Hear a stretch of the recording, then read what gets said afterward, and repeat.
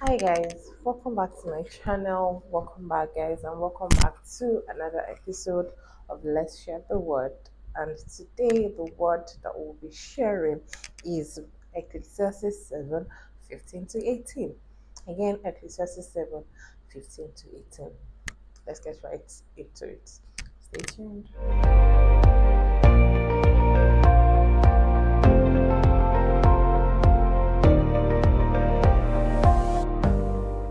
Welcome back, guys. So today, like I said earlier, we're going to be looking at Ecclesiastes.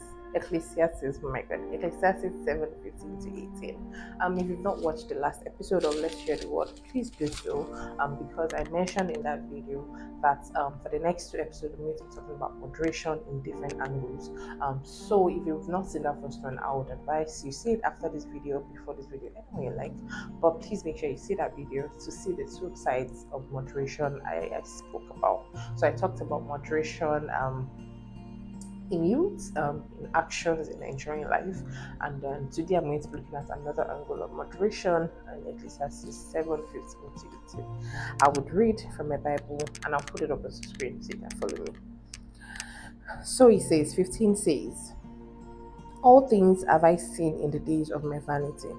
There is just a man that perisheth in his righteousness, and there is a wicked man that prolongeth his life in his wickedness. Be not righteous over much, neither make thyself overwise. Why should thou destroy thyself? Be not overmuch wicked, neither be thou foolish. Why should thou die? Okay, why should thou die before thy time? Sorry about that. Then 18, last verse. It is good that thou shouldest take hold of this, yea, also from this withdraw not thine hand, for he that feareth God shall come forth of them all. I'm really sorry, guys. I'm using King James version this time around, so the hours was but basically, what this verses are really talking about, like I said again, moderation. But this time around, from a different angle, in the sense of it's good to be righteous. It's good to be good to people. Apart from being righteous, it's good to do good. But don't overdo it. This is too, and I'm going to explain because people are going to wonder, oh my God, how can you overdo righteousness? Well, I'm going to give an example that my pastor gave when he was talking about this verse. That even brought my attention this verse in the first place. So he said he, as a pastor, of course, people invite him to different places to come and give talks, to come and preach, to attend, not even see anything, but just to attend a ceremony or something. And he said in himself, it's like, oh, if he wants people to say, oh, he's a great pastor, he comes for birthday parties of all his church members. He comes for all their naming ceremony, he comes for all their this, he comes for their that, he comes for their this. He said if he looks at that and say, oh, I want people to always say this about me, he's going to end up injuring himself. One day he's going to just end up sick and probably kill himself in the process, because in terms of wanting to please everybody, wanting to be that good pastor to everybody, is going to neglect himself, his health, and then at the end of the day, there will be repercussion basically. So he said he told himself, do what you can do, don't start what you cannot finish. So if you invite him to birthday parties, if he cannot come, he'll tell you point blank, I can't come. I'm really sorry, I have this, I have that, or I need to rest on this like this.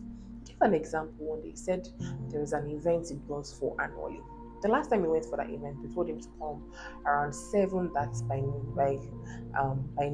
they will be done. He will be allowed to leave, and he said he was not allowed to leave till about 11 p.m. that day. He said so the next year when they told him to come again, he said, oh sir, don't worry, this time around we'll move it up. You come around 5, so by 7 you're done. He said, okay, no problem. So, boy, he said that day he went to Lagos for an event and he was just coming back. He was going to get back into Ibadan around 3 p.m. And it's like, if I get back 3 p.m., I'm tired from a long journey and go straight to that one by 5. God knows when he'll be allowed to sleep. The last time they said 2 hours, they like spent 4 hours, 5 hours. This time around, he said, okay, no problem. Let me go home and rest first. My son was about to sleep. He told God, he prayed. He said to God, please, I'm about to sleep. I have this by 5 o'clock. If you want me to go, wake me up so I can go by 5. If not, to God be the glory. And fortunately, unfortunately, I don't know which is it. He woke up and it was 9 o'clock. And he could not go for the event. And he said he just called them and apologized. He just used that as an example. And I see it even in today and in everyday life. As Christians, people in church. Like I said, people in church. Because like I said, the church, I saw a meme that said the church is a place, it's like an hospital. Not everybody's responding to treatment, but everybody's in the church. And everybody's a Christian. So in church, as Christians and churchgoers, basically, or repentant Christians, those are just getting to know Christ or just repenting, whatever the case may be, people want to be everywhere at the same time. You have 10 departments in the church, there are 9. They want to be everywhere, and don't get me wrong, it's good to serve the Lord, but don't overdo it because you want to. Like, what's your reason for doing it in the first place? Because if you actually truly want to serve the Lord, the capacity He has given you, you would serve Him all at once. Because I don't know how you'll be in like 4 or 5 departments at once and you want to function in all of them properly. I really do not know how you want to do that because you're not superhuman. And I'm saying this, I know it's going to get mixed reactions, but let's be honest. Like I said, look at that place again. He said, be wise. Basically told you, be wise, but not overly wise. Because let me look at the verse again. I think he said 16, he said, be not righteous over much, neither make thyself over wise. So you do everything in moderation. Serve God, give Him your heart totally, but don't say so that they'll say I'm a good one. You are here, you are there, you are in this place, you are in that place, and that person is doing ceremony, you've gone. This one is doing to the point, you've gone. You are everywhere. You want to be in the prayer team, you want to be in welfare, at some time you want to be an usher, you want to be a chorister. You will just enjoy yourself, and at the end of the day, not be like, and people are very funny. At the end of the day, I'm like, God, and I was serving you, and I'm sick. Ow. See, things happen. Like I said, there's every consequence to every action. Whatever you do, you get. Basically, it's like a circle. What goes around comes around. What you give, what you get, what you sow, you reap. It's like back and forth like that. So whatever you put into yourself, into your body, is what comes out. By the time you're everywhere, I don't know how you want to be in like 4 or 5 places and you want to function well. I don't know how you want to do all of these things at the same time. You want to be the one going to every single person. You want to be there for every single person. Someone has a problem, you're there. This one is sick, you're there. Calm down. And this is not to say don't be nice to people. Be nice to people. Pray for them. Pray for them, but don't. I'm not saying don't overpray. No, first pray for them, but do not do too much. And at the end of the day, you've done nothing. I don't know if I make it. Don't do too much. At the end of the day, you've done nothing. Because at the end of the day, you find out that I've noticed when I try to do too many things, even at work, when I try to touch too many things at work, I realize at the end of the day, I've basically done nothing because I can't even point to one thing and say this is what I did because I've not even done that thing to a good level. And then I'm picking another thing, and then I'm picking another thing, and then I'm picking another thing, and I'm everywhere, and it's like I've done nothing at the end of the day. So pick one thing straight. And another aspect I'm going to give an example, is giving. It's good to give. It pays to give. But if it's not your ministry, watch it. I know people be like, there's ministry of giving. Trust me, there are people that have been called to do these things. There are people that literally will have 5,000 naira on them in their accounts, everything. Would have 5,000 naira. We need to do something of about 30,000 naira, and God will send someone to them that needs exactly 5,000 naira. I don't know if that makes sense. God will send someone to you that needs exactly 5,000 naira, and then He would tell you point blank, give the person. I'm trying to solve each person's problem one by one. I want to use you to solve this person's problem. Like, hey, I'll know one down, then I'm down to you. We'll solve each person. God, like there are people say, God is not going to come down. He's going to use people. And He's going to send people to you. So you give this person, we'll come and sort your own out. But give this person first, then that person's going to be sorted. And then we'll face your own. And then at the end of the day, you realize that 30,000 you need will just come to you miraculously, or you even get that thing done at no cost. And I'm going to give two examples. So first of all, my pastor gave an example of himself where I can't remember the exact amount he had, but he had money. He needed a lot more. I think he was building the church at the time. He needed a lot more. He had not gotten it. And then God had told him to help someone and give the person the money he had. And to him, he's like, how now? Where would I not get the one I have? And God kept telling him, give the person and see. And they said he give the person. I don't know. It was not in church. I was saying something at the time. So they said he give the person the money. And he was like, okay, well, you know what? Let's just look up to God and pray and all of that. And by the time the person said the person that was handling the project for him, called him and said, Asa, that thing we wanted to do. I've spoken to so vendor. He said that he did not know it was you that wants to do that project. That because it's you, you should not worry. You should just give him transportation fee, just money for him to transport those materials to those places and leave the rest. And like that, this one too came. Sir, it's you that want to do this. Emma, worry, I feel it. I will get there and I'll get my people to do it. Don't worry. Sir, and who would you bear me? Like that. He got it done and he did not even spend quarter of what he was supposed to spend. So imagine if he had held on to that money and said, no, I should not give someone out of this money again, now it's not enough. God would have been like, okay, no problem, you think you can solve it on your own? No, go ahead. So, but another thing that he has said, and the second person I'm going to use an example, a lot of people have said, if you are not called, if you did not hear, if God did not tell you, please don't do it, because at the end of the day you find yourself a problem in this trying to be overly righteous, trying to be overly is you that know everything.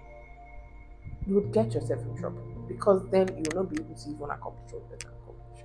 You find out that, sorry, this episode needs to be a bit longer because of course this topic is a bit broader.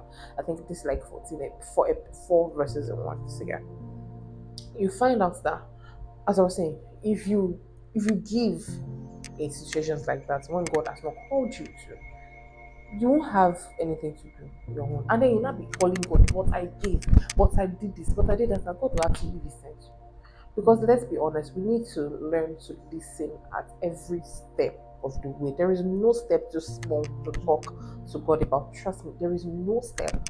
There is nothing too small to talk to God about. If you're looking for your keys, tell him, you will find it for you. There is nothing too small to talk to him about. So listen to him every step of the way. If he has not called you to it, pray for the person. Try and help the person find resources to get that thing. Not necessarily from your hand directly.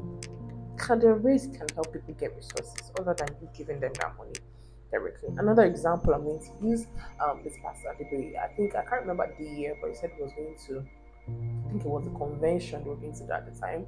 I think he said he had just, it was a long time ago, so he said maybe 7,000 or 9,000 or something with him, and they needed a certain amount. I remember the story as that before I started this video. Maybe I should have written it down.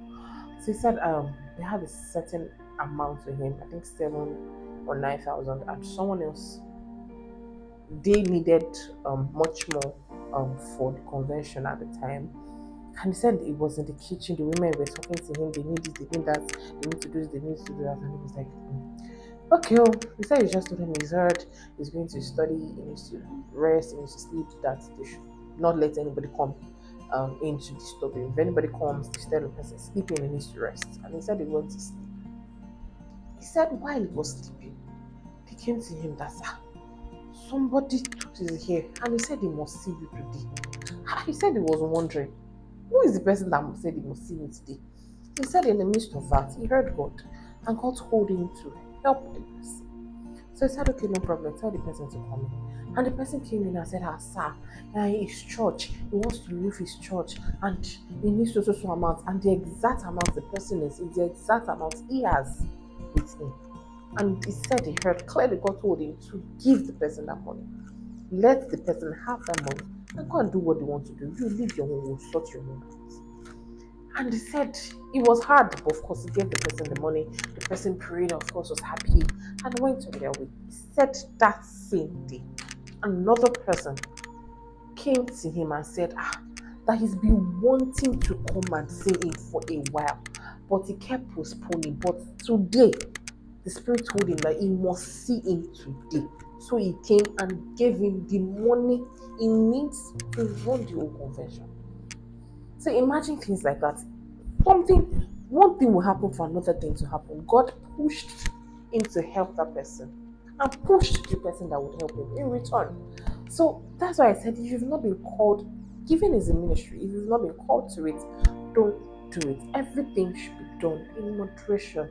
Don't be overly righteous. You're overly wise. It's you that know everything.